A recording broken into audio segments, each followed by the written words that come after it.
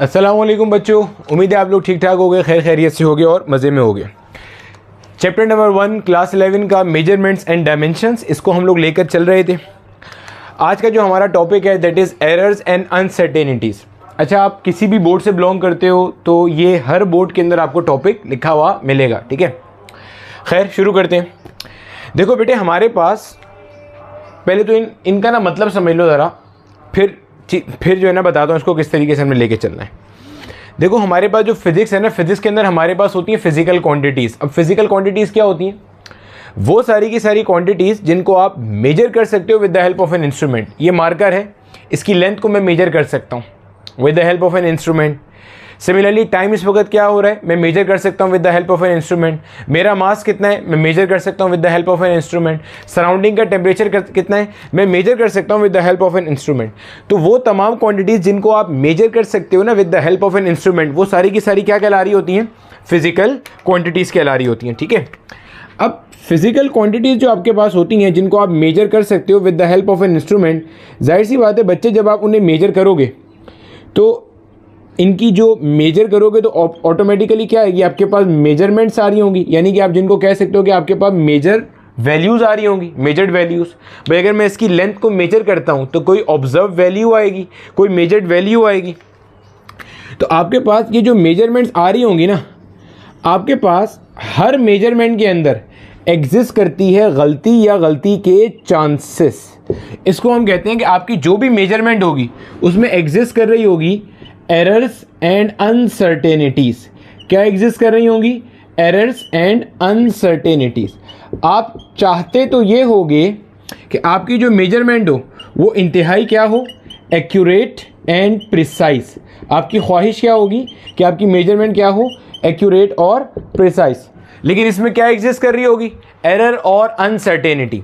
अब एरर क्या है, अनसर्टेनिटी क्या है, क्यों एग्जिस्ट करता है, कैसे ख़त्म कर सकते हैं, एक्यूरेसी क्या है, प्रिसीजन क्या है, ये तमाम के तमाम टॉपिक्स हमने पढ़ने एरर्स एंड अनसर्टेनिटीज़ के अंदर। इसी में फिर आगे बढ़ेंगे और न्यूमेरिकल कैलकुलेशंस भी देखेंगे कि कैसे आपसे पेपर के अंदर अनसर्टेनिटी डिफरेंट कैलकुलेशंस के अंदर निकालने के लिए पूछा जा रहा होता है।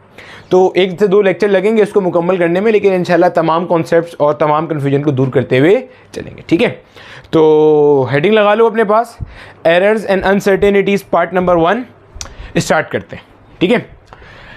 सबसे अच्छे नोट्स वही होते हैं भाई जो आप खुद बना रहे होते हो, तो कोशिश करो कि आपके जो अपने नोट्स हैं वो साथ साथ प्रिपेयर होते चले जाएं, ठीक है।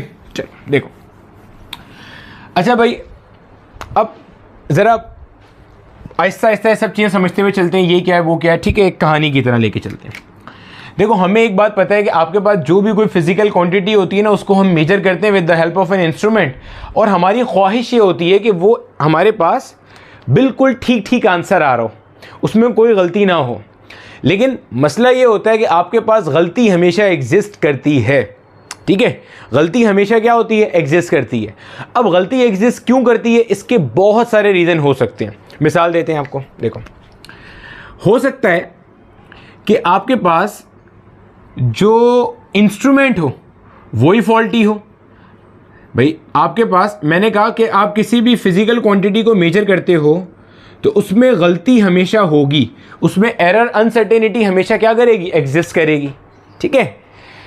अभी आहिस्ता आहिस्ता आपको एरर अनसर्टेनिटी में फ़र्क सब समझ में आ जाएगा, परेशानी की बात नहीं है। फिलहाल जब कभी भी आप किसी फिजिकल क्वांटिटी को नापोगे, मेजर करोगे, तो उसके अंदर गलती की गुंजाइश हमेशा रहेगी। क्यों? बहुत सारे रीज़न है। एक रीज़न हो सकता है उस इंस्ट्रूमेंट में गलती हो जिससे आप मेजर कर रहे हो। मिसाल के तौर पे मेरे हाथ में घड़ी मौजूद है, मैं आपको कहता हूँ मुझे टाइम बताओ, इस वक्त लेट से 12 बज रहे हैं और मेरी घड़ी 5 मिनट आगे है। आपको ये बात नहीं पता। आप अगर मेरी घड़ी को देखते हुए टाइम नोट करोगे या टाइम ऑब्जर्व करोगे तो आप क्या बताओगे? आप ये बताओगे कि अभी 12:05 हो रहे हैं, हालांकि अभी टाइम क्या हो रहा है? 12 बज रहे हैं। अब इसमें कसूर किसका है? आपका या घड़ी का? घड़ी का कसूर है कि घड़ी में जो टाइम है वो ऑलरेडी 5 मिनट क्या है? आगे है। तो ये आपके पास है इंस्ट्रूमेंटल एरर। अगर इंस्ट्रूमेंट की वजह से एरर आए, इसको कहते हैं इंस्ट्रूमेंटल एरर। इसको हम ज़ीरो एरर भी कहते हैं, अभी आगे चल के क्लासीफाई करेंगे, डिफाइन करेंगे, ठीक है। इंस्ट्रूमेंटल एरर या ज़ीरो एरर। अच्छा, आपके पास एक और होता है जिसे हम कहते हैं पर्सनल एरर। पर्सनल एरर का मतलब क्या है कि आपकी अपनी कोई गलती हो सकती है, आपकी अपनी कोई गलती हो सकती है। मिसाल के तौर पे मेरे हाथ में डिजिटल वॉच है या मेरे हाथ में एनालॉग वॉच है। एनालॉग वॉच वो होती है वो सुई वाली, डिजिटल वॉच वो होती है जिसपे वो नंबर्स आ रहे होते हैं। आपको टाइम देखना ही नहीं आता, ठीक है, आपको किसी घड़ी में टाइम देखना ही नहीं आता, ना डिजिटल में ना एनालॉग में। अब आपसे मैंने पूछा टाइम बताओ क्या हो रहा है, आप जल्दी में कुछ भी टाइम बता देते हो, हालांकि आपको टाइम देखना आता ही नहीं। आपने बोला 3 बज रहे हैं, हालांकि वहाँ 3 बज ही नहीं रहे थे, 12:05 हो रहे थे। अब अगर आपको रीडिंग सही से लेनी नहीं आती, आपको इंस्ट्रूमेंट यूज़ करना नहीं आता, आपको एक्सपेरिमेंटल टेक्निक या प्रोसीजर का नहीं पता, तो ये क्या कहला रहा है? Personal error. ठीक है, ये क्या कहलाता है? पर्सनल एरर कहलाता है। अब इसी तरह से हम लोग लैब में एक्सपेरिमेंट करते हैं, सेकेंड ईयर में इंशाल्लाह आप लोग आओगे, आप भी करोगे। पोटेंशियोमीटर का, मीटर ब्रिज का एक्सपेरिमेंट होता है। उसमें इस तरह का ना एक स्लाइडर दिया हुआ होता है, तार होती है और स्लाइडर होता है। आपने स्लाइडर को तार पे ऐसे रब करना होता है, बेसिकली पॉइंट पॉइंट पॉइंट करके देखना होता है। एक पॉइंट मिलता है जहाँ पे गैल्वेनोमीटर की डिफ्लेक्शन 0 आ रही होती है, वो पॉइंट आपने नोट करना होता है उस रीडिंग के अंदर। अब आप क्या कर रहे हो, आप जो है ना, जो तार बेचारी मासूम सी होती है, पतली सी तार होती है। आपने स्लाइडर को ऐसे कसाई की तरह रखा और उसको ज़बरदस्ती ऐसे प्रेस करते हुए लेके जा रहे हो, दबा के उसे लेके जा रहे हो। उससे क्या होगा, जो तार है उसकी शक्ल चेंज हो जाएगी, तार की शक्ल बदल जाएगी, तो रेजिस्टेंस चेंज हो जाएगी। ये सब पढ़ोगे आप बाद में। अब ये आपकी गलती है, आपको ऑपरेटर सही दिया गया था, आपको रीडिंग भी सही लेनी आती थी, लेकिन आपने अपनी आदत से मजबूर होके कि आप पेंसिल थोड़ा सा ज़्यादा ज़ोर से पकड़ते होगे या पेन को थोड़ा सा ज़ोर से पकड़ते होगे। अक्सर जो हम लोग लड़के लोग बाइक भी चलाते हैं ना, आदत होगी उन्हें। कुछ लोग होते हैं जो हैंडल बहुत लाइट से पकड़ते हैं, कुछ लोग होंगे जो हैंडल बहुत ज़ोर से पकड़ते हैं। तो आपने अपनी आदत के हिसाब से उस स्लाइडर को ज़ोर से उस पर प्रेस किया, जिसकी वजह से वो वायर चेंज हो गया, वायर की शक्ल चेंज हो गई। अब जब वायर की शक्ल चेंज हो गई तो रेजिस्टेंस चेंज हो गई और आपके पास एरर आ रहा है। अब ये इंस्ट्रूमेंट की गलती नहीं है, instrument provided to you was correct, बिल्कुल ठीक था वो तो, लेकिन इसमें कसूर किसका है? आपका कसूर है। तो हो सकता है इंस्ट्रूमेंट फॉल्टी हो सकता है आपके खुद कोई मसले मसाइल हो, आप का कोई प्रॉब्लम हो। ये भी हो सकता है ना इंस्ट्रूमेंट में गलती है ना आप गलती कर रहे हो, जो स्टैंडर्ड प्रोसीजर है वही गलत है। जो स्टैंडर्ड प्रोसीजर है वही क्या है? गलत है। इनकरेक्ट प्रोसीजर यानी कि आपको जो तरीका बताया गया है ना रीडिंग निकालने का, वो तरीका ही क्या है? गलत है। ऐसा भी हो सकता है कि ना आप गलत हो ना इंस्ट्रूमेंट फॉल्टी है। मसला किस में आ रहा है? मसला आ रहा है जनाब आपको जो चीज़ दी गई है वही ख़राब है। मतलब जो आपको प्रोसीजर दिया गया ना कि स्टेप 1 पे ये करो, स्टेप 2 पे ये करो, स्टेप, वही गलत है। आपको तरीका ही गलत बता दिया किसी ने, तो इसलिए भी गलती हो सकती है। अच्छा, और क्या हो सकता है? अब देखो अब आप पता है क्या सोच रहे होगे? अब आप ये सोच रहे होगे कि सर देखें, आपने अभी स्टार्ट में कहा था कि हम जब भी कभी फिजिकल क्वांटिटी को मेजर करेंगे उसके अंदर अनसर्टेनिटी होगी। अनसर्टेनिटी का मतलब क्या, पहले तो ये बता दें। अनसर्टेनिटी का मतलब होता है गैर यकीनी सूरत हाल या डाउट का होना, शकूक व शुबहात का होना। मतलब समझो देखो, मिसाल के तौर पे कल मैच हो रहा है ऑस्ट्रेलिया और न्यूजीलैंड का। अब ऑस्ट्रेलिया जीतेगा या न्यूजीलैंड जीतेगा, गैर यकीनी सूरत हाल है, कोई नहीं पता ना। जब मैच हो जाएगा तो पता चल जाएगा, लेकिन अभी क्या है? अनसर्टेनिटी है, डाउट है कि यार ऑस्ट्रेलिया जीतेगा, नहीं न्यूजीलैंड जीतेगा, डाउट है, अनसर्टेनिटी है। आपके पास, आपने किसी चीज़ की वैल्यू को मेजर किया 2.7 सेंटीमीटर। अब इसकी वैल्यू 2.7 ही है या 2.72 है या 2.71 है, ये आप कंफर्म नहीं बता सकते। ये अनसर्टेनिटी अभी आहिस्ता आहिस्ता और चीज़ें भी पता चलती जाएंगी, ठीक है। तो अब आपके जहन में एक सवाल आ रहा होगा, सर आपने अभी स्टार्ट में बताया था कि हम जब भी कभी किसी फिजिकल क्वांटिटी को मेजर करेंगे उसमें एक अदद क्या एग्जिस्ट करेगा? एरर एग्जिस्ट करेगा या अनसर्टेनिटी एग्जिस्ट करेगी, ठीक है। अच्छा सर देखें, इंस्ट्रूमेंटल एरर है, तो देखें अगर हम इंस्ट्रूमेंट को ठीक कर लें तो ये ख़त्म हो गया। मैं कहूँगा बिल्कुल ठीक है। सर देखें अगर हम खुद ठीक हो जाएं, जो कि मुश्किल काम है, ऑब्वियस सी बात है, तो पर्सनल एरर ठीक हो गया। मैं कहूँगा बिल्कुल ठीक है। सर आपने कहा अगर इनकरेक्ट प्रोसीजर है, यानी कि प्रोसीजर ख़राब लिखा हुआ है, गलत लिखा हुआ है, तो ये वाला एरर होगा। लेट से प्रोसीजर भी सही लिखा हुआ है, तब तो वो भी ख़त्म हो गया। इसका मतलब एरर हो ही नहीं सकता। अब एक चीज़ बाकी है, जो लास्ट चीज़ है ना बेटे, ये है कि हो सकता है आपकी इंस्ट्रूमेंट की लिमिटेशन की वजह से उसमें एरर आ रहा हो। Limitation of the instrument, limitation of the instrument की वजह से अगर एरर आ रहा है तो ये तो हमेशा एग्जिस्ट करेगा, इसको तो आप कुछ भी नहीं कर सकते। सर ये तो हमें बात ही समझ में नहीं आ रही कि लिमिटेशन ऑफ द इंस्ट्रूमेंट क्या होती है। पहले तो ये समझ लो लिमिटेशन क्या होती है। लिमिटेशन ये होती है बाउंड्री, कि मतलब आपकी लिमिट है कि आप ये काम इतना कर सकते हो। बस मेरी लिमिट है कि मैं एक दिन में 3 पेज लिख सकता हूँ, मिसाल दे रहा हूँ लिमिटेशंस की, जो एक हद है आपकी, ठीक है। लिमिटेशन की वजह से एरर कैसे आता है ज़रा इसको समझते हैं और कुछ पुरानी चीज़ें भी रिवाइज करेंगे। अगर आपने सिग्निफिकेंट फिगर्स वाला लेक्चर देखा हुआ है तो एक्सेलेंट, नहीं देखा हुआ तो कोई इशू नहीं है, रिवाइज कर लेते हैं। मिसाल के तौर पे आपके पास एक कोई ऑब्जेक्ट है एंड लेट से उस ऑब्जेक्ट की आपके पास जो लेंथ है दैट इज 7.4385 सेंटीमीटर।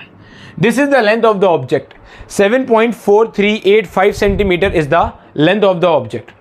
अब आपने इसकी लंबाई नापनी है with the help of metre rod, with the help of vernier callipers and with the help of screw gauge या स्फेरोमीटर। जो आपको दस्तियाब हो आप उससे इसकी लंबाई मेजर कर सकते हो, ठीक है। अब अगर मैं कुछ चीज़ें रिवाइज करा दूँ ना, जो मीटर रॉड होता है, वो जो हमारे पास स्केल होता है ना जिससे हम लाइनें ड्रॉ कर रहे होते हैं अपनी कॉपी में, किताबों में, वो मीटर रॉड होता है, मीटर स्केल होता है। आपने लैब में देखा होगा बड़ा सा पीले रंग का, येलो रंग का एक स्केल होता है जिस पे मार्किंग हुई हुई होती है। उसको मीटर रॉड इसलिए कहते हैं कि वो 1 मीटर का होता है। 1 मीटर में 100 सेंटीमीटर होते हैं, उस पर देखना 100 सेंटीमीटर मार्क हुए हुए होंगे। वर्नियर कैलिपर जिसके ऊपर एक वो स्लाइडर स्केल होता है और एक मेन स्केल होता है। स्क्रू गेज, वो जो स्क्रू गेज कुछ इस तरह का दिखता है, शायद आपने कभी देखा हो, कुछ इस तरह का होता है कुछ। यहाँ पे आप कोई ना कोई चीज़ मेजर करने वाली लगाते हो, ठीक है। खैर, अब देखो हमारे पास ना एक टर्म होती है बच्चे जिसको हम कहते हैं लीस्ट काउंट। लीस्ट काउंट क्या भला है बेटे? लीस्ट काउंट से मुराद होती है वो कम से कम वैल्यू जो आपका इंस्ट्रूमेंट नाप सकता है। Least count is the minimum value that your instrument can measure. वो कम से कम वैल्यू जो आपका इंस्ट्रूमेंट नाप सकता है या मेजर कर सकता है उसे हम क्या कहते हैं? Least count of the instrument. अच्छा जनाब, मिसाल लो, ये जो मीटर रॉड होता है, मीटर रॉड में देखना अभी ज़रा। मीटर रॉड में आपके पास इस तरह से ये मिसाल के तौर पे होगा 7 सेंटीमीटर, यहाँ होगा 8 सेंटीमीटर। इसके दरमियान में 10 छोटे डब्बे बने हुए होंगे ऐसे।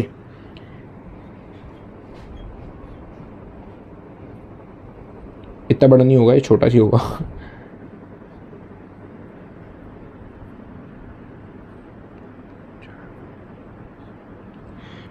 ये आपके पास इस तरह से होगा, देखना जरा अपने पास।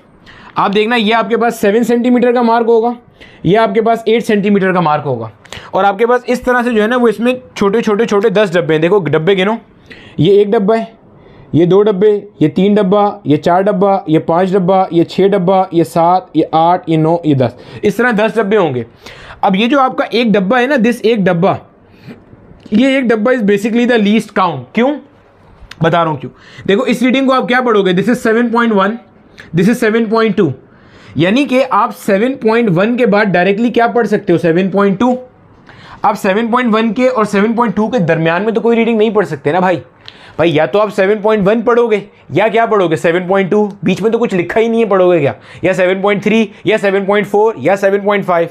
तो इसका जो लीस्ट काउंट है ना, इसका जो लीस्ट काउंट है दिस इज 0.1 सेंटीमीटर। ये जो एक छोटा डब्बा है ना, ये एक छोटा डब्बा शो कर रहा है 0.1 सेंटीमीटर को, यानी कि 1 मिलीमीटर को। ये 1 मिलीमीटर को शो कर रहा है।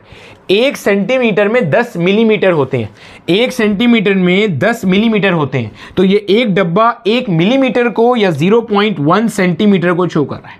आई रिपीट, मीटर रॉड का लीस्ट काउंट होता है 0.1 सेंटीमीटर, यानी कि this is the least value that you can measure with the help of a meter rod, meter scale।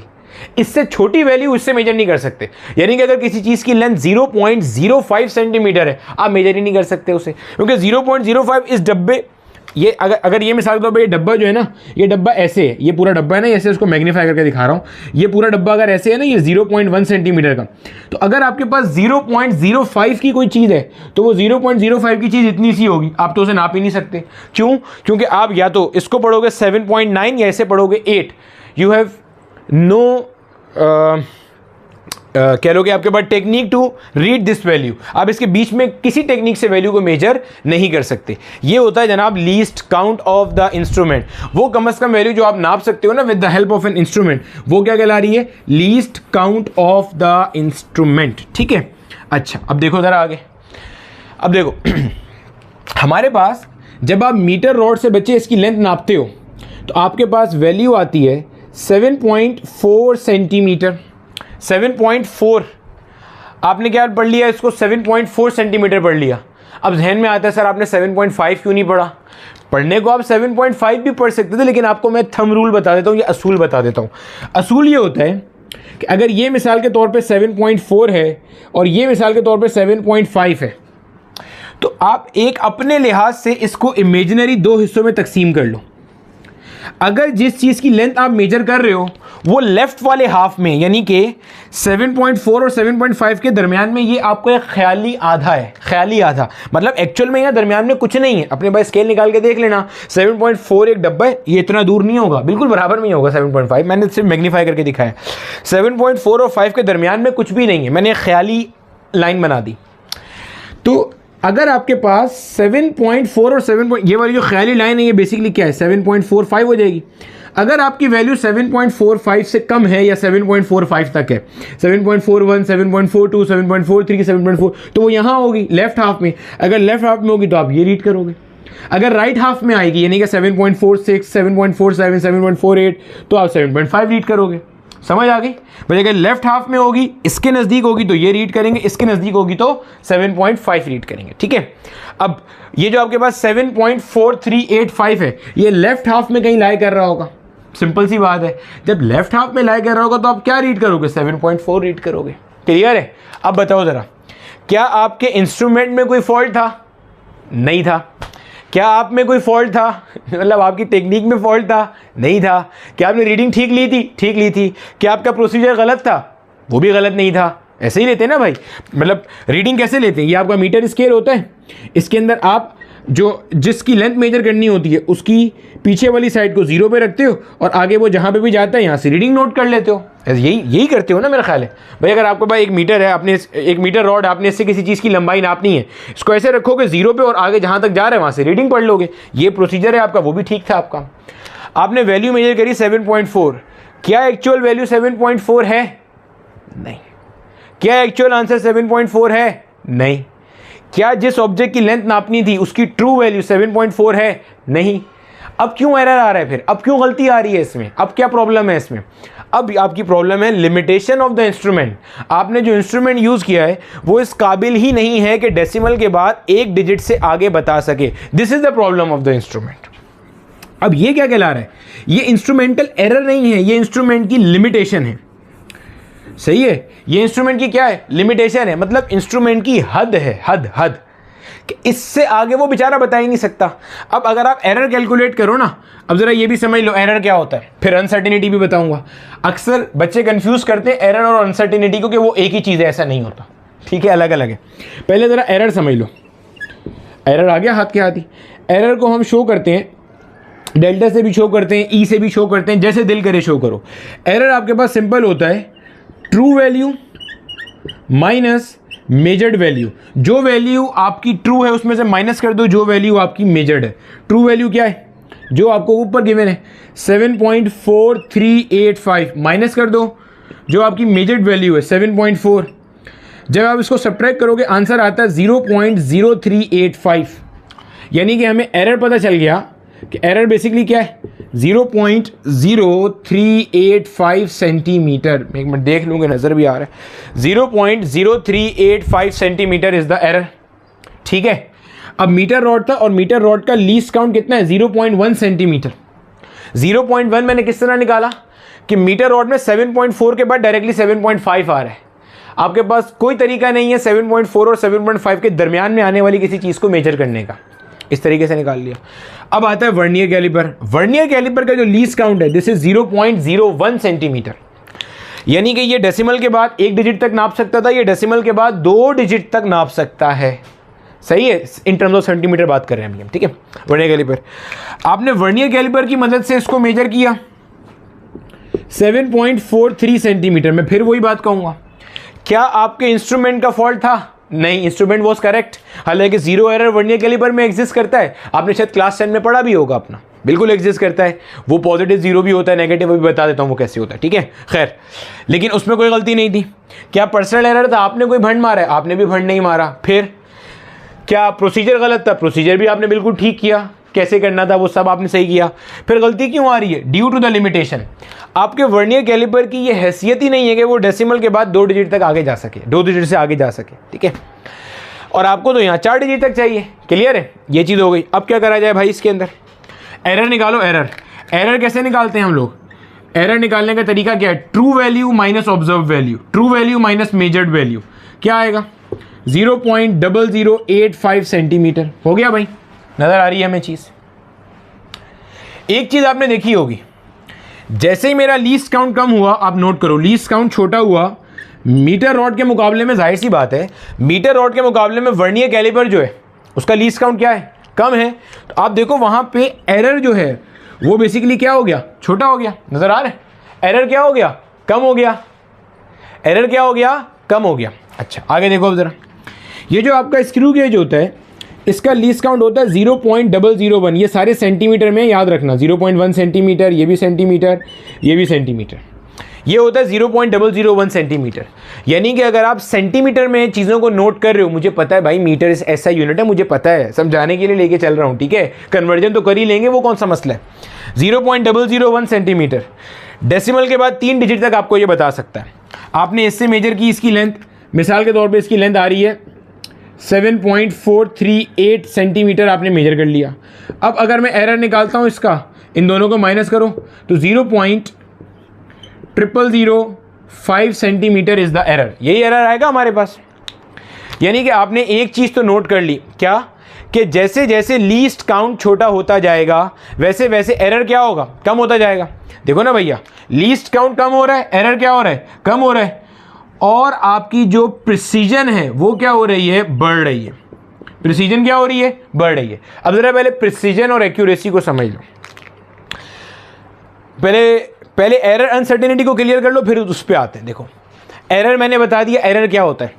Error से मुराद है जो आपकी एक्चुअल वैल्यू है, ट्रू वैल्यू है, और जो आपने ऑब्जर्व करी है, इन दोनों का डिफरेंस।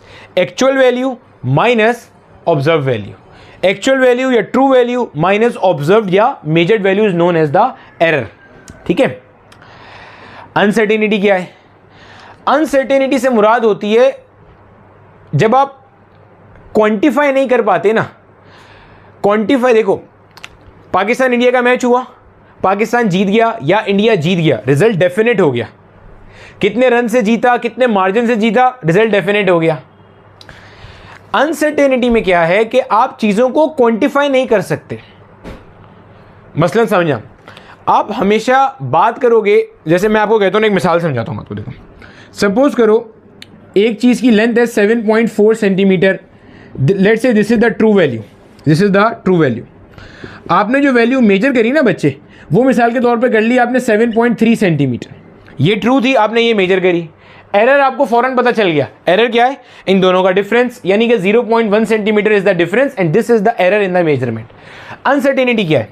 आपको मैं लिख के दूं कि आप जो वैल्यू मेजर कर रहे हो इसका आंसर आएगा 7.4 प्लस माइनस 0.2 सेंटीमीटर। मतलब 7.4 प्लस माइनस 0.2 का मतलब क्या है? जरा देखो, अगर मैं इसको एक बार 7.4 प्लस 0.2 लिखूं, एक बार 7.4 माइनस 0.2 लिखूं, जब प्लस लिखूंगा तो आंसर आएगा 7.6, माइनस लिखूंगा तो आंसर आएगा 7.2। मैं ये कह रहा हूं कि आपके पास जो वैल्यू आएगी वो इस रेंज के अंदर आएगी। अब इसको लिख के मैं क्या कर रहा हूं? इसको लिख के बेसिकली मैं मैक्सिमम एरर स्पेसिफाई कर रहा हूं कि मैक्सिमम एरर कितना हो सकता है। ये अनसर्टेनिटी है। अनसर्टेनिटी क्या है? मैक्सिमम एरर जो कि हो सकता है। देखो मैं फिर रिपीट कर रहा हूं, मैंने कहीं ये नहीं कहा कि आपका आंसर, आपकी ट्रू वैल्यू 7.4 है। आपकी ट्रू वैल्यू क्या है? 7.4। मैंने ये नहीं कहा कि आपका आंसर 7.6 आएगा। मैं ये कह रहा हूं 7.6 से ज्यादा नहीं आ सकता, यानी कि मैक्सिमम एरर 0.2 का हो सकता है। मैं ये कह रहा हूं, मैंने ये नहीं कहा कि आपका एरर 0.2 ही आएगा। हो सकता है आप वैल्यू को मेजर करो और आपका आंसर क्या आ रहा हो? 7.3 आ रहा हो। अब अगर 7.4 ट्रू वैल्यू है और आपका आंसर 7.3 आ रहा है, एरर कितना हुआ? 0.1 हुआ। सही है। एक्चुअल एरर कितना हुआ? 0.1। मैंने क्या कहा था कि एरर 0.2 सेंटीमीटर के अंदर अंदर रहेगा, तो उसके अंदर अंदर आ रहा है। ये एरर है, ये अनसर्टेनिटी है। अनसर्टेनिटी क्या होती है? Maximum error that can exist in a calculation, उसकी जब आप मेजरमेंट करते हो वो कहलाती है अनसर्टेनिटी। क्लियर हो गया? अगर आप अनसर्टेनिटी को कम कर रहे हो, इसका मतलब मैक्सिमम एरर जो आ सकता है वो कम होता जाएगा। फिर क्लियर कर रहा हूं, गौर से सुनो। एरर वो भंड है जो डेफिनेट है, एरर वो गलती है जो आप कर चुके हो, उसको मेजर कर लिया आपने। अनसर्टेनिटी वो मैक्सिमम भंड है जो आप मार सकते हो। तो अगर आप अनसर्टेनिटी कम करोगे, डाउट को कम करोगे, तो मैक्सिमम जो गलती हो सकती है वो कम होगी। पॉइंट क्लियर हो रहा है? मैक्सिमम जो गलती है जो हो सकती है वो क्या होगी? कम होगी, और आपकी रीडिंग ऑटोमेटिकली एक्यूरेट और प्रिसाइज होती जाएगी। ठीक है, यानी कि इस सवाल में क्या पता चल रहा है कि आप मैक्सिमम भंड मार सकते हो 0.2 का, यानी कि आपकी रीडिंग लाई करेगी 7.2 और 7.6 के दरमियान में, वेयर ट्रू वैल्यू इज 7.4। अब अगर आप 7.5 आंसर निकालो तो एक्चुअल एरर है 0.1। अगर आप 7.6 निकालो तो एक्चुअल एरर आया 0.2, लेकिन आप 7.65 नहीं बता सकते क्योंकि इस कैलकुलेशन की अनसर्टेनिटी 0.2 थी, यानी कि आपका एरर 0.2 प्लस या 0.2 माइनस से आगे नहीं जा सकता। तो मैंने कोशिश करी कि एरर और अनसर्टेनिटी में एक बेसिक सा फर्क बता दूं। एक और फर्क है वो भी अभी बता रहा हूं, पहले मैं फिर रिपीट कर दूं बेसिक सा डिफरेंस। एरर से मुराद है वो गलती जो आप कर चुके, यानी कि वो चीज़ जिसको आप क्वांटिफाई कर रहे हो। ठीक है, इसको मैं मिटाने लगाऊं 1 2 3। ठीक है, चलो। एरर से मुराद क्या होती है? आपके पास एक चीज़ थी बेटे, मिसाल के तौर पे मैं एक बार फिर बताऊं, क्योंकि इस टॉपिक के अंदर अगर आपने अपने बेसिक कॉन्सेप्ट क्लियर करने और बेसिक कॉन्सेप्ट स्ट्रॉन्ग करोगे तो किताब की लिखी हुई तमाम लाइन समझ में आएंगी, वरना समझ में नहीं आएगी। ठीक है, तो बेसिक कॉन्सेप्ट क्लियर करने के लिए ना ये वाली टर्मिनोलॉजी समझना बहुत ज़रूरी है। देखो, आपके पास मिसाल के तौर पे एक चीज़ की ट्रू वैल्यू है 8.6 centimetre, this is the true value. आपने कोई ऑपरेटर्स यूज़ किया तो आपको पता चला कि जनाब इसकी वैल्यू में 8.6 प्लस माइनस 0.1 सेंटीमीटर हो सकता है। मतलब ये कि अगर आप इसको एक बार 8.6 प्लस 1 करते हो तो 8.6 प्लस 0.1 कितना हो जाएगा? 8.7। 8.6 माइनस 1 करते हो, माइनस 0.1 करते हो तो कितना? 8.5। यानी कि आप ये कह रहे हो कि आपके पास जो रीडिंग है वो रीडिंग इस रेंज में एग्जिस्ट करेगी, 8.5 से 8.7 के दरमियान में एग्जिस्ट करेगी। ये मैक्सिमम लिमिट आपने बता दी आपको कि आपकी रीडिंग इस दो एंड्स के दरमियान में एग्जिस्ट कर रही होंगी। ठीक है, ये मैक्सिमम चीज़ आपने यहाँ पे बता दी, डिफाइन कर दी। अच्छा, अब लेट्स से आपने इसमें क्या करा, आपने मेजरमेंट करी और आपका आंसर आया 8.65 centimetre. This is the measured value, ये आप मेजर करके आ गए। पॉइंट समझना अभी जरा। अब अगर मैं आपसे पूछूं ना एरर कितना है, अगर मैं आपसे पूछूं कि एरर कितना है, तो एरर इसमें से इसको माइनस कर दो। जब माइनस करोगे तो एरर आएगा 0.05 सेंटीमीटर का माइनस करने पर। यह है अनसर्टेनिटी। अनसर्टेनिटी ये बता रही है कि मैक्सिमम एरर 0.1 सेंटीमीटर का हो सकता था, लेकिन एक्चुअल ये आया, हो सकता था ये अगली दफ़ा में 0.06 आ जाए, लेकिन रहेगा इसकी रेंज के अंदर। This is the difference between error and uncertainty. ठीक है, चलो coming back to the point, जो हम एक मिसाल समझ रहे थे। हम ये बात डिस्कस कर रहे थे कि जब भी हम फिजिकल क्वांटिटीज़ को मेजर करते हैं, हमारी इच्छा होती है, हमारी ख्वाहिश होती है कि उसके अंदर एरर्स, अनसर्टेनिटीज़ कम से कम आ रही हों, लेकिन फिर भी अनसर्टेनिटी आती है due to the limitation of the instrument. मिसाल के तौर पे due to the limitation of the instrument हमारे पास अनसर्टेनिटी कैसे कैसे आ सकती है, ज़रा समझना। देखो, मिसाल के तौर पे मैंने क्या करा, मैंने एक चीज़ की वैल्यू मेजर करी 7.1 सेंटीमीटर। अब 7.1 सेंटीमीटर मैंने नाप ली। अब मैं डेसिमल के बाद एक डिजिट तक तो सर्टेन हूँ, श्योर हूँ, कंफर्म हूँ कि यही आंसर है, लेकिन हो सकता है इसका आंसर 7.11 हो सकता है इसका आंसर 7.12 हो सकता है इसका आंसर 7.13 हो सकता है इसका आंसर 7.14 हो सकता है इसका आंसर 7.15 हो। अभी मीटर रॉड की एग्जांपल याद है? 7.1 और 7.2 के दरमियान में आपके पास मेजर करने का कोई मैकेनिज्म था नहीं, तो अगर इनमें से कोई भी वैल्यू आ रही होगी आप उसे क्या पढ़ोगे? 7.1। अगर इसके बाद की 7.16, 7.17, 7.18 इनमें से कोई वैल्यू आएगी, आप इसे आगे पढ़ोगे 7.2। तो आप डेसिमल के बाद एक डिजिट तक तो सर्टेन हो, लेकिन दूसरे डिजिट के लिए क्या हो? अनसर्टेन हो। आप बोलोगे चले सर, ये रीडिंग आपने निकाली थी मीटर रॉड की मदद से, कोई इशू नहीं है। आप एक काम करें, अब आप रीडिंग निकालें वर्नियर कैलिपर की मदद से। तो वर्नियर कैलिपर में क्या होगा, डेसिमल के बाद 2 डिजिट तक आ जाएगा। भाई ये आ रहा है ना डेसिमल के बाद। वर्नियर कैलिपर से मैंने रीडिंग निकाली, आंसर आया 7.10 सेंटीमीटर। 7.10 या और आसान कर लो, एक चीज़ और समझ आएगी, 7.12 सेंटीमीटर। अब आपको लग रहा होगा सर आप डेसिमल के बाद दूसरे डिजिट के लिए परेशान थे ना कि इसकी वजह से अनसर्टेनिटी आ रही है, हमने वर्नियर कैलिपर यूज़ किया और ये मसला ही हल कर दिया। अब तो आप परेशान नहीं हैं। मैं बोलूँगा बेटा मैं अब भी परेशान हूँ। क्यों? हो सकता है कि ये 7.121 हो, जिसको आप 7.12 पढ़ रहे हो सकता है ये 7.122 हो, ये 7.123 हो, ये 7.124 हो, ये 7.125 हो। Just like metre rod vernier calliper में 7.12 के बाद 7.13 आएगा। 7.12 के बाद क्या आएगा, 7.13, क्योंकि इसका लीस्ट काउंट 0.01 सेंटीमीटर है। तो इनमें से कोई भी वैल्यू होगी, इसको आप क्या पढ़ रहे होगे, 7.12 सेंटीमीटर। अब क्या करें? बोलोगे सर कोई परेशानी नहीं है, आप स्क्रू गेज यूज़ कर लें। स्क्रू गेज से मेजर किया, मिसाल के तौर पे आंसर आया 7.123। सर अब तो कंफर्म हो गया? नहीं बेटे, अब अनसर्टेनिटी आ गई चौथे डिजिट पे। तो समझ रहे हो मसला क्या है? आप कोई भी रीडिंग नोट कर लो, उस रीडिंग में अनसर्टेनिटी एग्जिस्ट करती है हमेशा। अगर डेसिमल के बाद पहले डिजिट तक आप सर्टेन हो तो अनसर्टेनिटी दूसरे पे है, दूसरे तक श्योर हो तो तीसरे पे है, तीसरे पे आ गए तो चौथे पे है। पॉइंट क्लियर हो रहा है? This is the concept of uncertainty. ये पूरा जो बैकग्राउंड बना रहा था ना, अब क्लियर हो गया क्यों मैंने स्टार्ट में एक जुमला कहा था कि whenever you are trying to measure physical quantity with the help of an instrument, ultimately होगा क्या कि आपके पास उसके अंदर अनसर्टेनिटी एग्जिस्ट करेगी। और uncertainty is the measurement of maximum error that can exist in reading. जो हो सकता है या नहीं वो तो बाद में पता चलेगा।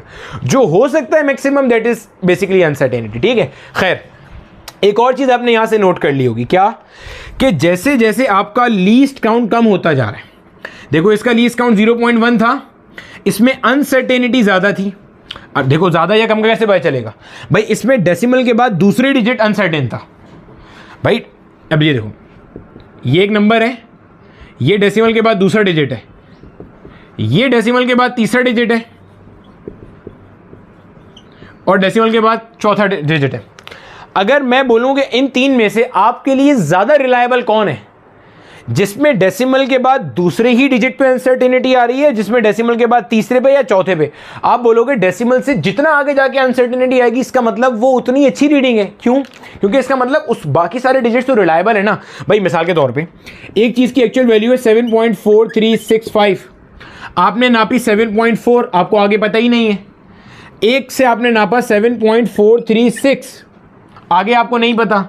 अब बताओ इनमें से ज्यादा रिलायबल रीडिंग कौन सी है, जिसमें दूसरी ही जगह पे अनसर्टेनिटी है, जिसमें चौथी जगह पे है। तो जो चौथी जगह पे अनसर्टेनिटी है, इसका मतलब डेसिमल के बाद 3 डिजिट्स तो सर्टेन है, रिलायबल हैं, तो ये ज्यादा अच्छी रीडिंग है। तो आपने क्या देखा कि जैसे जैसे आप लीस्ट काउंट कम करते जा रहे हो, वैसे वैसे आपकी जो अनसर्टेनिटी है वो कम होती जा रही है। इसका लीस्ट काउंट 0.1 था, इसमें अनसर्टेनिटी दूसरे डिजिट पे थी। इसका लीस्ट काउंट 0.01 है, इसमें अनसर्टेनिटी तीसरे डिजिट पे आ रही है, क्योंकि डेसिमल ये वर्नियर कैलिपर 2 तक तो बता देगा, मसला कहाँ आएगा, तीसरे में आएगा।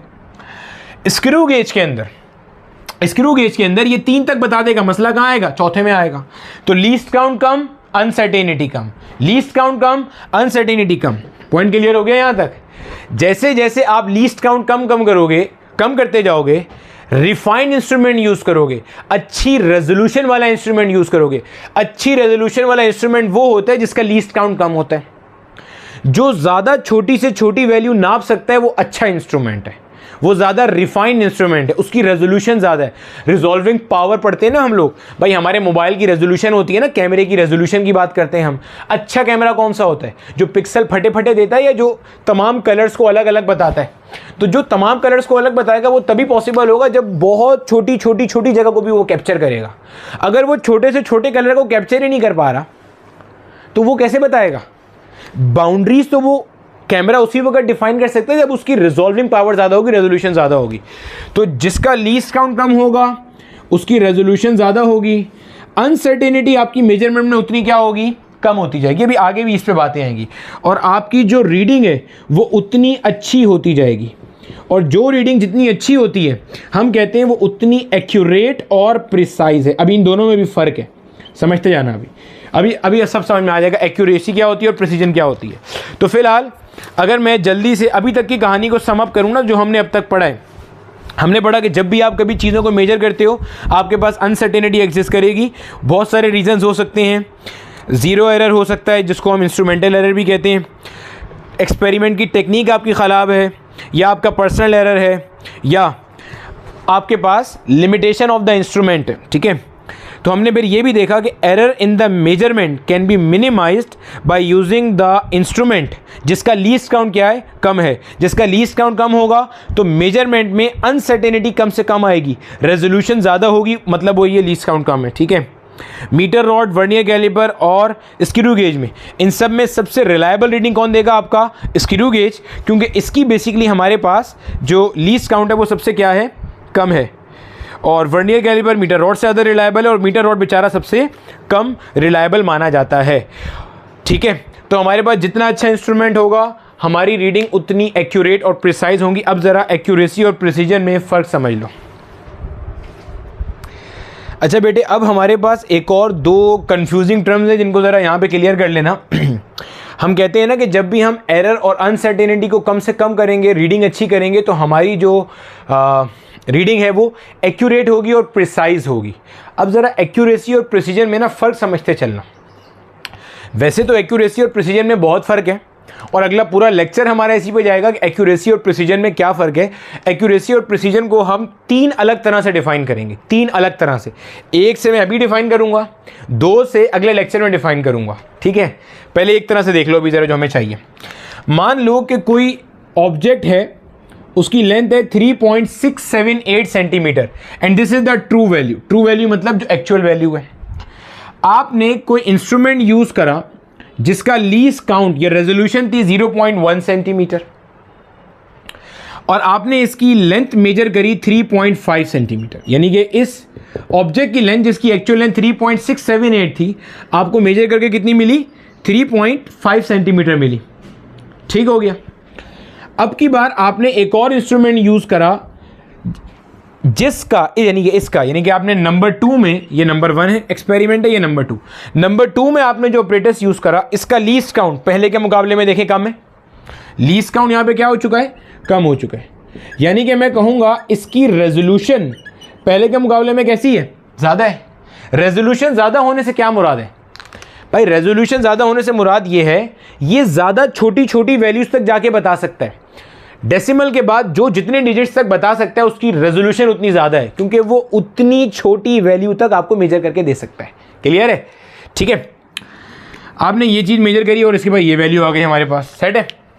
अब इन दोनों में से अगर मैं पूछूं ना एक्यूरेट कौन है, तो एक्यूरेट वो होगा जो इसके नज़दीक ज़्यादा है। 3.678 से 3.5 नज़दीक है, या 3.67 3.838 नज़दीक है। 3.38 ज़्यादा दूर है और ये बेचारा ज़्यादा नज़दीक है। आप माइनस करके निकाल लो, इसमें से इसको माइनस करो और इसमें से इसको माइनस करके देख लो, आपको पता चल जाएगा ये इसके नज़दीक है। ये नज़दीक होने का मतलब इसकी एक्यूरेसी ज़्यादा है और इसकी एक्यूरेसी क्या है, कम है। एक्यूरेट वैल्यू वो होती है जो टारगेट वैल्यू के करीब होगी, ट्रू वैल्यू एक्चुअल वैल्यू के करीब होगी। This value is nearer to this value. आप बोलोगे ये बेसिकली आपके पास ये वाली जो वैल्यू, ये एक्यूरेट है और ये एक्यूरेट नहीं है। इसके मुकाबले में ये एक्यूरेट नहीं है, इसके मुकाबले में ये वाली वैल्यू कम एक्यूरेट है। प्रिसीजन, डेसिमल के बाद जितने ज़्यादा डिजिट्स तक वैल्यू आ रही है, देखो आपको डेसिमल के बाद 3 डिजिट तक एक्चुअल वैल्यू में थी, डेसिमल के बाद 3 डिजिट तक एक्चुअल में थी।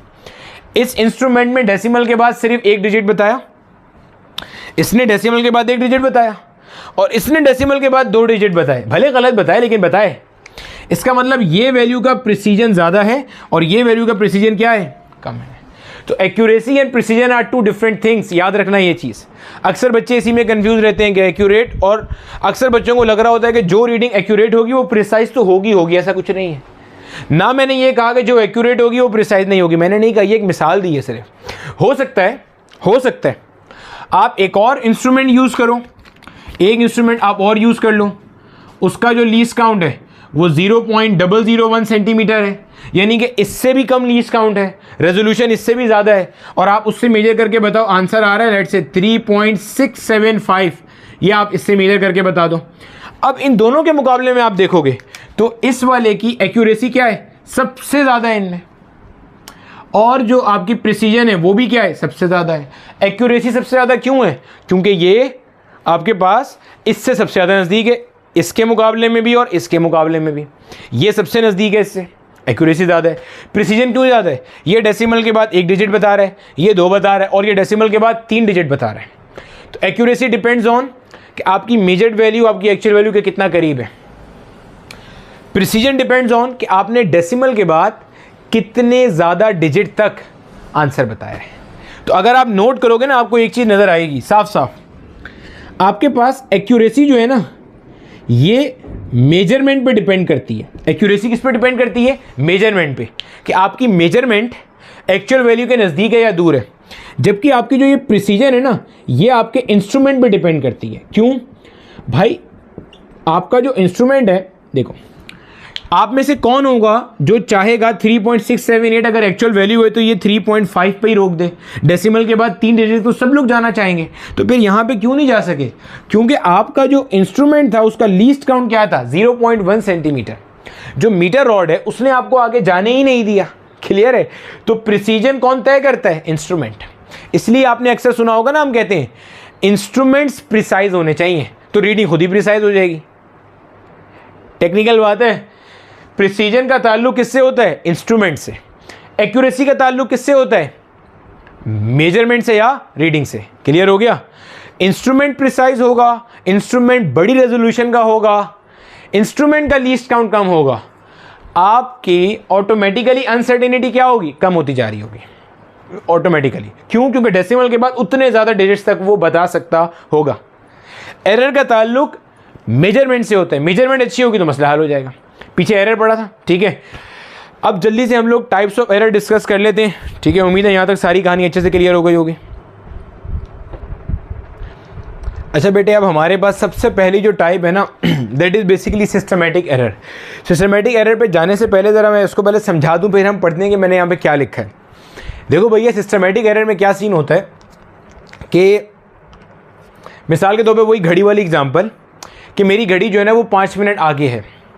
अगर मेरी घड़ी 5 मिनट आगे और अभी 1 बज रहे हैं, और आप इसमें से देखते हो, आप बताओगे 1:05 हो रहे हैं, या लेट से मेरी घड़ी 10 मिनट पीछे है। अब बोलोगे सर एक ढंग की घड़ी ले लें, आसानी के लिए समझ लो। अभी घड़ी 10 मिनट पीछे है तो अभी 1 बज रहा है।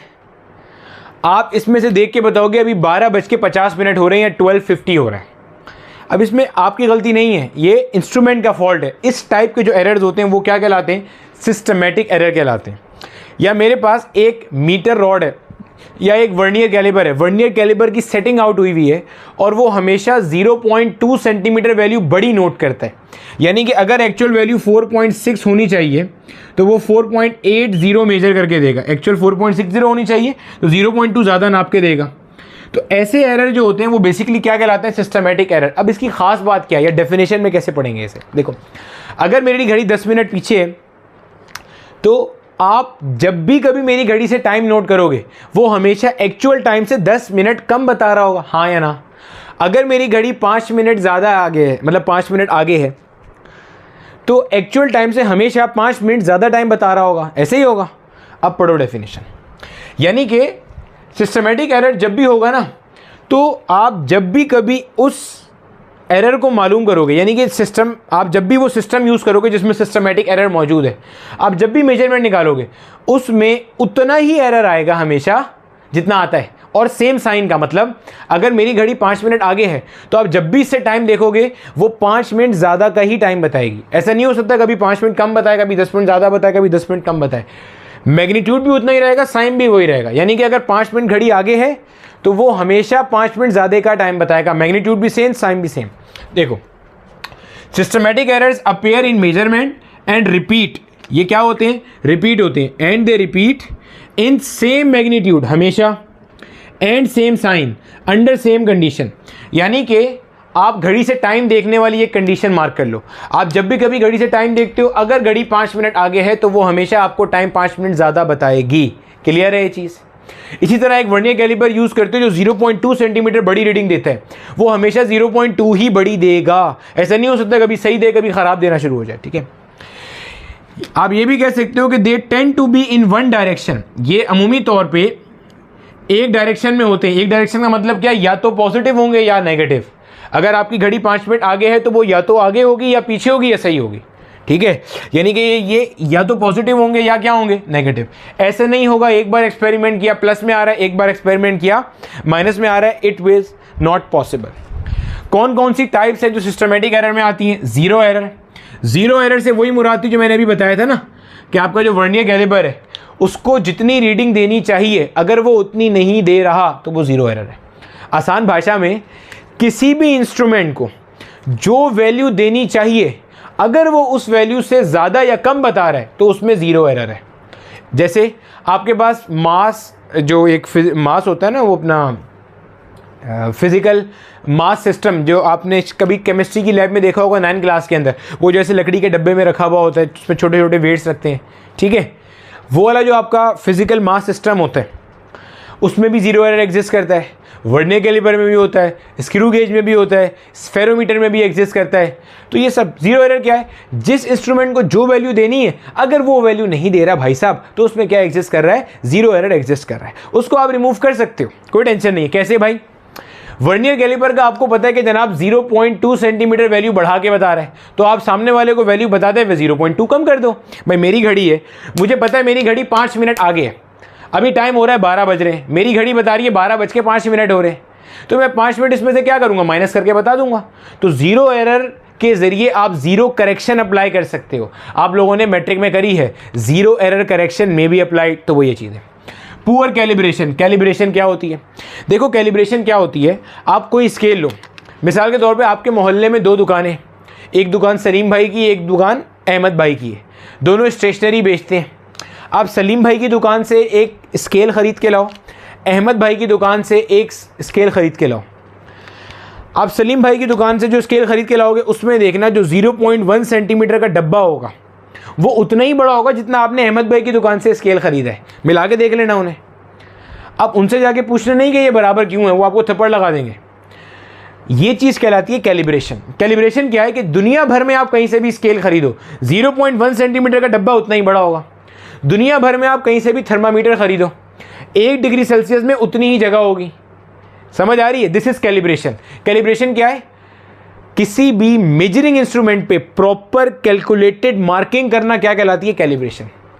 किसी भी मेजरिंग इंस्ट्रूमेंट पे प्रॉपर कैलकुलेटेड मार्किंग करना क्या कहलाती है? कैलिब्रेशन। तो अगर उसकी कैलिब्रेशन ख़राब हो गई है, कैलिब्रेशन आउट है, तो भी एरर आएगा। इसी तरह से अगर इनकरेक्ट मार्किंग है, इनकरेक्ट मार्किंग का मतलब क्या है? 1 के बाद 2 आना चाहिए था, आपने स्केल 5 रुपये सस्ता खरीदा, उसमें 3 लिखा हुआ है, ठीक है। 1 के बाद 3 आ रहा है, इनकरेक्ट मार्किंग, इसकी वजह से भी एरर सिस्टमेटिक है। Personal error. अब यहाँ पे ना अक्सर बच्चे होंगे कन्फ्यूज। देखो भाई, आप इस पर्सनल एरर को देखोगे ना तो हमारे एक बोर्ड वाले इसे सिस्टमेटिक एरर में लेके जाएंगे और हमारे एक बोर्ड वाले इसे रैंडम में लेके जाएंगे, ठीक है। अब क्यों होता है ऐसा, ये समझ लेना ज़रा, ठीक है। इसका ये मतलब नहीं किताब में गलत लिखा हुआ है, किताब को सही से पढ़ो तो सही तो पता चल जाएगा सही लिखा हुआ है सब। अगर पर्सनल एरर बाइसनेस की वजह से है, बाइस्ड एरर कौन सा होता है? अगर आदतन कोई गलती करी है, आदतन गलती करना, बाइस्ड एरर इज आदतन गलती करना। अगर एक बंदे ने अपनी किसी आदत से मजबूर होकर बोंगी मारी है ना, गलती करी है, ऐसा पर्सनल एरर कहलाएगा सिस्टमेटिक एरर। मतलब एक बंदे की आदत है, जैसे रीडिंग नोट करनी होती है, अभी आप रीडिंग नोट करोगे इंशाल्लाह तो पता चलेगा रीडिंग ऐसे ना ऊपर से आगे नोट करनी होती है एक्सपेरिमेंट में अक्सर। अगर एक बंदे की आदत है वो रीडिंग हमेशा ऐसे साइड से जाके नोट करता है, ये पर्सनल एरर सिस्टमेटिक है क्योंकि ये उसकी आदत ही ख़राब है। जब भी वो रीडिंग नोट करेगा वो सीधे हाथ से जाके करेगा, तो इसका मतलब वो एक ही गलती करेगा हमेशा। समझ आ गई? जिसकी आदत ही है, अब जो मैंने स्टार्ट में पोटेंशियोमीटर वाला एक्सपेरिमेंट बताया था, एक बंदे की आदत है वो स्लाइडर को हमेशा स्लाइड करता है, ना चाहते हुए अपने लाशऊरी तौर पे सबकॉन्शियस पार्ट से वो स्लाइडर को ऐसे स्लाइड करता हुआ जाता है एक ख़ास ताकत से, वो हमेशा वैसे ही करेगा। तो ऐसा जो एरर होता है, ऐसा पर्सनल एरर बेसिकली क्या कहला रहा होगा? Systematic error. अगर वो आदतन गलती नहीं करता, मिसाल के तौर पे एक बंदा बिल्कुल सही रीडिंग नोट करता है, बिल्कुल ऊपर से जाके ऐसी रीडिंग नोट करता है, वो रीडिंग नोट कर ही रहा था, अचानक से उसका मोबाइल बज गया, उसने रीडिंग गलत पढ़ ली, ये वाला जो पर्सनल एरर है, ये अनबाइस्ड पर्सनल एरर, ये वाला जो बता रहा हूँ मैं, ये रैंडम एरर होगा। या एक बंदा स्लाइडर से स्लाइड कर रहा था, अचानक से आपने पीछे जाके उसे भू कर दिया जब आपने उसे भू किया तो उसका हाथ थोड़ा तेज़ हो गया, वो अगर आप मस्ती ना करते तो वो एरर नहीं आता वहाँ पे उसके साथ। ऐसा पर्सनल एरर जो अनबाइस्ड होगा वो रैंडम में जा रहा होगा। क्लियर है? जब आप बोर्ड की किताब पढ़ोगे तो कंफ्यूज नहीं होना, ठीक है? तो पर्सनल एरर में भी सिस्टमेटिक, पर्सनल एरर में भी रैंडम, डिपेंड करता है कि वो किस कंडीशन पे हुआ है। अब आप एक सवाल पूछोगे कि सर अगर हमसे सिंपल पूछा जाए पर्सनल एरर कि वो क्या है, तो आप अपने बोर्ड की किताब की हैसियत से बताओगे, आपके बोर्ड की जो किताब में लिखा हुआ है वो बताओगे आप। मैं वैसे बता देता हूँ, हमारे पास जो बलूचिस्तान बोर्ड वाले वो इसको सिस्टमेटिक एरर नहीं मानते, जो पंजाब बोर्ड वाले हैं, जो फेडरल बोर्ड वाले हैं, वो इसको मानते हैं, ठीक है? वो इसको बिल्कुल सिस्टमेटिक एरर ही मानते हैं। और सिंध वाले इसके ऊपर खामोश हैं, लेकिन इसकी कोई परेशानी की बात नहीं है। पूरी दुनिया में आप जब भी कभी कोई किताब उठा के देखोगे तो नॉर्मली पर्सनल एरर को सिस्टमेटिक एरर ही काउंट किया जाता है। वैसे मैंने आपको बता दिया कि रैंडम एरर और सिस्टमेटिक एरर, पर्सनल एरर को आपने कब कब लेना है। अगर आपके पास कभी भी इस तरह का पर्सनल एरर है जो कि आदत की वजह से आ रहा है, उसको आप यहाँ लोगे। अगर कोई ऐसा है जो बगैर आदत के आ रहा है, गैर इरादी तौर पे आ रहा है, उसको आप वहाँ लेके जाओगे। लेकिन नॉर्मली हम लोग पर्सनल एरर को यहीं पे लेते हैं, ठीक है? खैर, दोनों मैंने बता दिया, जो आपको अच्छा लगे। अब इसको आप सही कैसे कर सकते हो भाई? रिमूवल क्या है? बाय रिमूविंग पर्सनल बाइस, गलत आदतें ख़त्म करके इधर से देखने के बजाय ऊपर से देख लो, या स्लाइडर को एक नॉर्मल फोर्स से लेके चलो। बाय यूजिंग स्टैंडर्ड इंस्ट्रूमेंट जिनमें कैलिब्रेशन ठीक है, मार्किंग ठीक है। बाय इंप्रूविंग एक्सपेरिमेंटल टेक्निक्स, अपनी एक्सपेरिमेंटल टेक्निक बेहतर करके। ये जो आखिरी वाला पॉइंट है ना, ये सबसे इंपॉर्टेंट है। बाय अप्लाइंग नेसेसरी करेक्शंस, ये मैंने अभी बताया भी था। मिसाल के तौर पे अगर मुझे पता है कि मेरा वर्नियर कैलिपर 0.2 सेंटीमीटर वैल्यू बढ़ा के बता रहे हैं, तो अगर मेरे पास वर्नियर कैलिपर से आंसर आया 8.67 सेंटीमीटर, मैं खुद ही इसमें से 0.2 माइनस करके बता दूंगा मेरा आंसर है 8.47 सेंटीमीटर। ये मैंने क्या करा? ये मैंने जीरो एरर करेक्शन अप्लाई कर दी। जीरो एरर था कि वो 0.2 सेंटीमीटर बढ़ा के बताता था, मैंने माइनस कर दिया तो मेरा मसला हल हो गया। पॉइंट क्लियर है? By applying necessary correction. आपको पता है आपकी घड़ी 5 मिनट आगे है, आपने जो टाइम बता रहे हो उसमें 5 मिनट माइनस करके टाइम बता दिया, तो दिस इज सिस्टमेटिक एरर। अब देखते हैं जनाब हमारे पास रैंडम एरर। अच्छा बेटे, अब हमारे पास जो अगला एरर है ना, वो कहला रहा होता है रैंडम एरर। रैंडम एरर के पहले कॉन्सेप्ट समझ लो, फिर इसको देख लेते हैं इसमें क्या लिखा हुआ है। देखो भाई, रैंडम एरर में क्या है कोई भी कुछ भी कभी भी गलती हो गई, वो रैंडम एरर है। अगर आप कभी भी अनप्रिडिक्टेबल गलती की वजह से एरर में मोंगी मार दो, वो रैंडम एरर है। अनप्रिडिक्टेबल क्या है? जो पहले से पता नहीं था आपको। मिसाल के तौर पे आप रीडिंग नोट कर रहे थे, अचानक से लाइट बंद हो गई, अचानक से वोल्टेज फ्लक्चुएट हो गया, हवा तेज़ चल गई, या सराउंडिंग का टेम्परेचर बढ़ गया, या ह्यूमिडिटी राइज हो गई, विंड वेलोसिटी चेंज हो गई।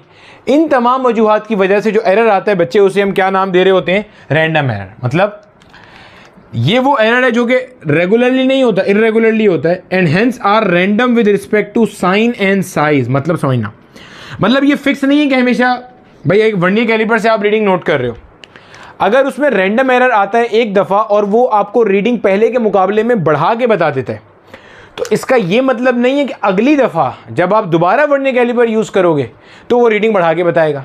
अगर रैंडम एरर की वजह से उसने रीडिंग बढ़ा के बताई है तो हो सकता है अगली दफ़ा कम बताए, हो सकता है अगली दफ़ा गलत बताए ही ना, क्योंकि रैंडम एरर तो किसी अनएवॉइडेबल सर्कमस्टांसेस की वजह से आता है या अनप्रिडिक्टेबल कंडीशंस की वजह से आता है।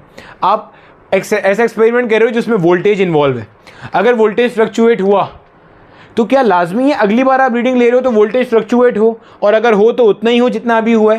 तो ऐसा एरर आपके पास मैग्नीट्यूड के अंदर और साइन में चेंज होता है। हो सकता है पहले प्लस में आ रहा हो अब माइनस में आ जाए, पहले वैल्यू बढ़ा के बता रहा हो अब वैल्यू कम करके बता रहा हो, पहले ज़्यादा आ रहा हो अब कम आ रहा हो। ये लिखा हुआ है नीचे भी, it appear in the measurement and repeat in different magnitude and sign, यानी कि इसका मैग्नीट्यूड और साइन डिफरेंट हो सकता है under same condition. Under same condition का क्या मतलब है कि एक ही बंदा एक ही अपरेटस से सेम एक्सपेरिमेंट कर रहा है, लेकिन उसके बावजूद रैंडम एरर एक बार अलग आ रहा है और एक बार अलग आ रहा है। क्यों आता है? Due to unpredictable fluctuations, experimental variations, temperature change हो गया, ह्यूमिडिटी चेंज हो गई, विंड वेलोसिटी चेंज हो गई, या करंट वोल्टेज चेंज हो गया, या पर्सनल एरर जो कि अनबाइस्ड है। अनबाइस्ड का मतलब क्या है? गैर इरादी तौर पे, मतलब एक बंदा एक गलती करता नहीं था, लेकिन उसने अचानक वो गलती करी किसी भी ऐसी वजह से जो बाद में नहीं होगी या होगी, हमें पता नहीं है। एक बंदा रीडिंग ले रहा था, अचानक से किसी ने आके आवाज़ दे दी, रीडिंग गलत हो गई, उसकी मोबाइल बच गया, रीडिंग गलत हो गई। पॉइंट समझ आ रहा है? ये होता है अनबाइस्ड एरर। तो अनबाइस्ड पर्सनल एरर कैसा होता है? Random error. इसको हम कैसे ख़त्म करते हैं? ये आप सब ने किया हुआ है। इसको ख़त्म करने के लिए हम जो टेक्निक या प्रोसेस यूज़ करते हैं वो कहलाती है स्टैटिस्टिकल टेक्निक। यानी कि आपने जो एक्सपेरिमेंट करना होता है उसको आप बहुत सारी बार रिपीट करते हो और आखिर में आप वैल्यू का एवरेज ले लेते हो। मिसाल के तौर पे आपको बोला जाए कि सिंपल पेंडुलम का टाइम पीरियड निकालो, तो आप सिंपल पेंडुलम का टाइम पीरियड निकालोगे 3 बार, 3 अलग एक्सपेरिमेंट करके। तीनों को जमा करोगे, 3 से डिवाइड कर दोगे, जो आंसर आएगा आप बोलोगे ये है हमारा time period of simple pendulum. तो ये रैंडम एरर को मिनिमाइज करने का तरीका होता है, ठीक है। इसके बाद हमारे पास एक और एरर होता है बच्चे, जिसको हम कहते हैं लीस्ट काउंट एरर।